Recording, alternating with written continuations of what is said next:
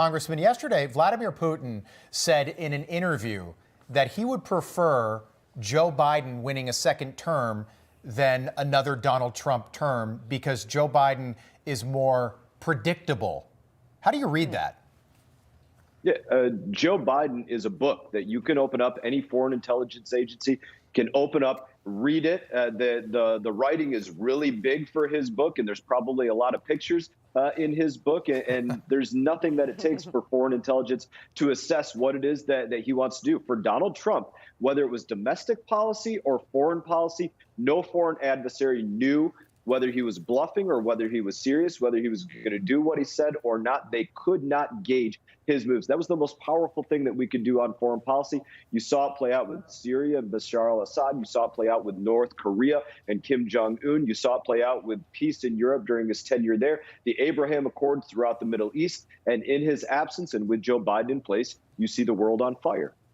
Yeah, this brings us now to the latest report from Special Counsel Robert Hur on Biden's memory and cognitive state. When defending himself after the report, Biden criticized the special counsel for bringing up his son, Beau. Take a listen. I know there's some attention paid to some language in the report about my recollection of events. There's even reference that I don't remember when my son died. How in the hell dare he raise that? Frankly, when I was asked the question, I thought to myself, it wasn't any of their damn business. Well, it's interesting he said that because, according to a new report, he didn't raise it. It was Biden who brought up Beau in the interview, not Hur. How important could getting these transcripts of this entire interview be? It's important to have a true cognitive assessment of the commander-in-chief of the United States military, the president of the United States of America. To know their cognitive state is important for the United States of America. Obviously, every foreign intelligence agency, as we go back to, is assessing that already. And it's not something, look, he may not like that this was said, and he can say, how dare this be brought up?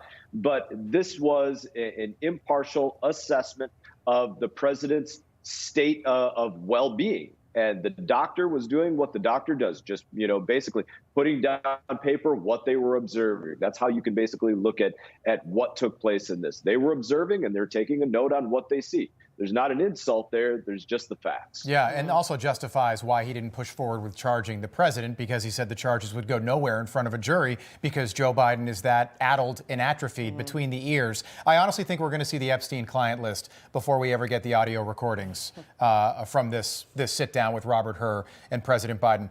Back to Mike Turner, your colleague in the House. He's on the Intel Committee.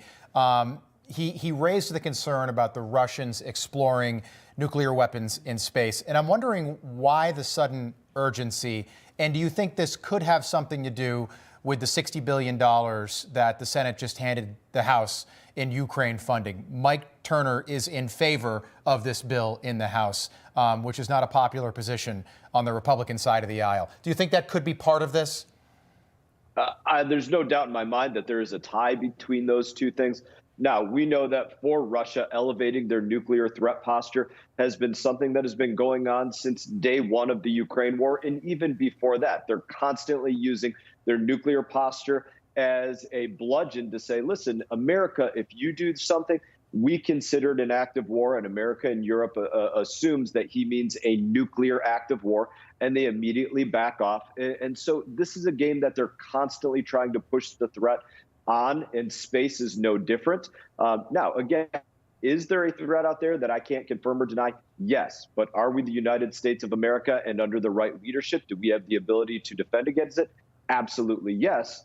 But again, we deal with Joe Biden, who is like a toddler carrying around a Louisville Slugger. It just kind of drags behind him. He doesn't have the strength to actually wield it. And that's what we deal with. That's the first time I've heard that analogy. All right. Thanks so much, Congressman. I appreciate you joining us this morning. Thank you. I wish you all the best. Thanks.